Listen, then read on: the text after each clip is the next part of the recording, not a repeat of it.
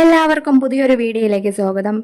2026 May മാസത്തെ ക്ഷേമ പെൻഷനെ പറ്റിയും 2026 ഏപ്രിലിലെ സ്ത്രീ സുരക്ഷാ പദ്ധതിയുമായി ബന്ധപ്പെട്ട മാറ്റങ്ങളാണ് ഈ ഒരു വീഡിയോ വഴി ഷെയർ ചെയ്യുന്നത്.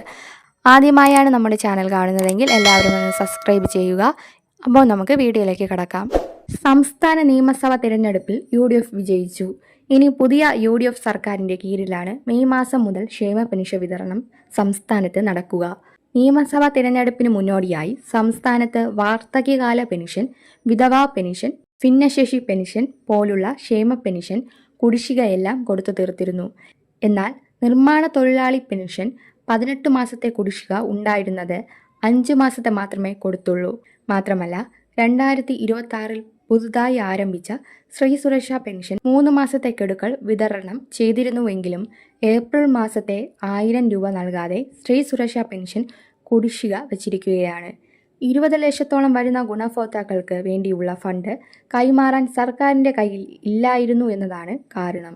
മാസം 2000 രൂപ വീതമുള്ള മെയ് മാസത്തെ ക്ഷേമ പെൻഷൻ വിതരണവും മുടങ്ങുവാനുള്ള സാധ്യതയാണ് ഇപ്പോൾ വരുന്നത്. ഇലക്ഷനുമായി ബന്ധപ്പെട്ട് നിലവിൽ വരുന്ന മാതൃകാ പെരുമാറ്റച്ചട്ടം മറ്റന്നാളത്തോടെ അവസാനിക്കും. അതോടെ 1 മാസം നീണ്ട സർക്കാർ ഭരണ നിശ്ചലാവസ്ഥയ്ക്ക് ശേഷം സർക്കാർ സംവിധാനങ്ങൾ വീണ്ടും സജീവമാകും.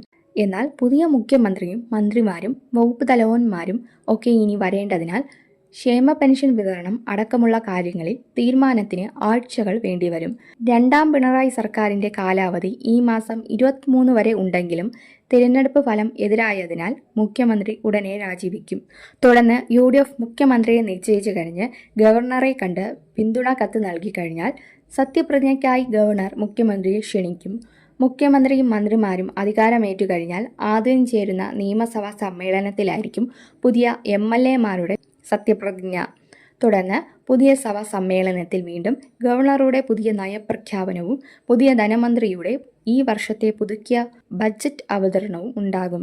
പുതിയ ബഡ്ജറ്റ് മെയ്യിലോ ജൂണിലോ എന്നത് കുറച്ച് ദിവസം കൂടി കഴിഞ്ഞാലേ അറിയുവാൻ സാധിക്കുകയുള്ളൂ. UDFന്റെ 5 ഗ്യാരണ്ടികൾ ആദ്യ ബഡ്ജറ്റിൽ തന്നെ പ്രഖ്യാപിക്കുകയാണെങ്കിൽ ക്ഷേമ പെൻഷൻ 2000-ന് പകരം 3000 ആകുവാനുള്ള സാധ്യതയുണ്ട്. ചിലപ്പോൾ വരും വർഷങ്ങളിലെ ബഡ്ജറ്റിലാവാം വർധന പ്രഖ്യാപിക്കുക.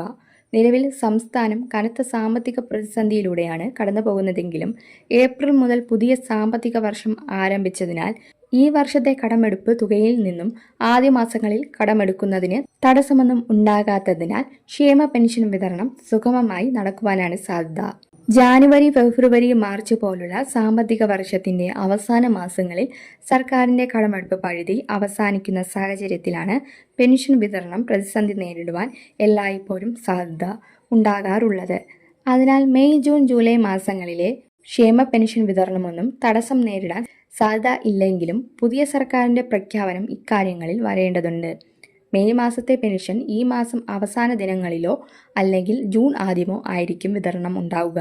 പിണറായി സർക്കാർ അവസാന കാലത്ത് പ്രഖ്യാപിച്ച സ്ത്രീ സുരക്ഷാ പെൻഷൻ പുതിയ സർക്കാർ മുന്നോട്ട് കൊണ്ടുപോവുകയോ അല്ലെങ്കിൽ അതിൽ കാതലായ മാറ്റങ്ങൾ വരുത്തുകയോ എന്നുള്ള കാര്യങ്ങളും പുതിയ ധനമന്ത്രിയുടെ പ്രഖ്യാപനം വഴിയോ പുതിയ ബഡ്ജറ്റ് പ്രഖ്യാപനം വഴിയോ വ്യക്തമാക്കേണ്ടതുണ്ട്. അപ്പോൾ ഈ ഒരു അറിയിപ്പ് നിങ്ങളുടെ സുഹൃത്തുക്കളിലേക്കും മറ്റു ഗ്രൂപ്പുകളിലേക്കും ഷെയർ ചെയ്യുക. നമുക്ക് വീണ്ടും പുതിയൊരു വീഡിയോയുമായി കാണും വരെ ഗുഡ് ബൈ.